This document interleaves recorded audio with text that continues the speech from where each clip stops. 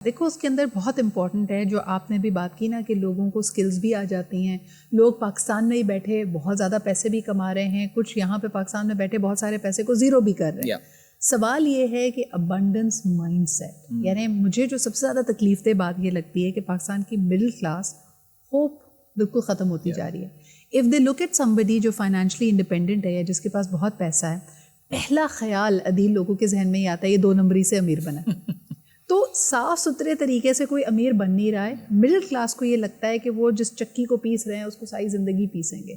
How to break that cycle of scarcity mindset. ہاں یا I think یہ کچھ مجھے ایسا لگتا ہے کہ it's a very good point actually, اور ہمارے شاید ڈی این اے میں جو ہے نا یہ چیز آ گئی ہے کہ یار ایمانداری سے تو ایسا پیسہ نہیں بن سکتا. لیکن مجھے with all the depression around and every thing, مجھے ہماری اس جین زی سے نا مجھے بہت ایکسپیکٹیشنز ہیں.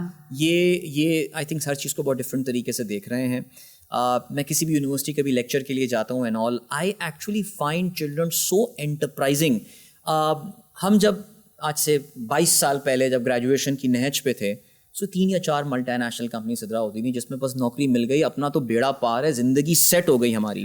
میں کمپنی کا نام نہیں لوں گا, میں صبح بھی آپ ذکر کر رہا تھا کہ ایک بہت بڑی ملٹی نیشنل کمپنی کے جو سابق ایچ آر ہیڈ ہیں جو اب باہر ہوتے ہیں, انہوں نے مجھے ایک بار یہ بات ابھی ریسنٹلی یہ بات بولی تھی کہ عدیل آپ کا زمانہ کچھ اور تھا, we don't get the best graduates now.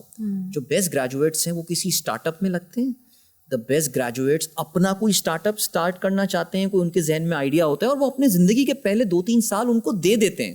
آپ یونیورسٹی کے بچوں کے ساتھ جائیں, آئی مین دے آر, میں کافی کیمپس وغیرہ ہم لوگ لیڈرشپ ٹریننگ کراتے ہیں for experiential out door training youth کی, ولڈرنیس ٹریننگ ہے بالکل. تو وہاں پہ جا کے نا ولڈرنیس میں ذرا کیونکہ وہ کلاس روم انوائرمنٹ نہیں ہوتا تو اٹس ویری انفارمل, بچے بڑے کھل کے آپ سے بات کرتے ہیں and all, and I listen to these children and they are so entrepreneurial now. Yani one of the things I overheard, and I do want to bring this up because I'm getting rich and wealth creation ki baat kar rahe hain. So there's a very popular meme saying if your father is poor it's not your fault, but if your father-in-law is poor it's definitely your fault. تو marry rich kahan pe fall in karta hai سارے scenario میں. میرے golden rules میں جو میں ایک مذاق میں بات بولتا ہوں کہ اگر پلاٹ میں انویسٹ تبھی کرو جب تمہارا سسر امیر ہو, یعنی تمہارے پاس ایک کچھ ہو سفر سے تو پیسہ آ ہی رہا ہے, گفٹ میں بھی پلاٹ مل جاتا ہے, بالکل ایسا ہوتا ہے.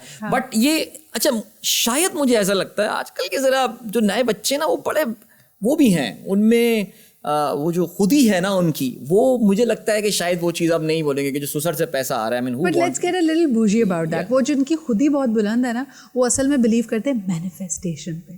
ذرا اس کی بھی بات کر لیتے ہیں, how does that fall into it. کئی لوگ ایسے بھی تو ہے نا وہ تکیے کے نیچے 8 کروڑ کا نمبر لکھ کے تکیے کے نیچے رکھا ہوا ہے, روز اس پہ سو جاؤ, لائنس گیٹ پورٹل کھلے گا, یہ 8 کروڑ روپے آ جائیں گے.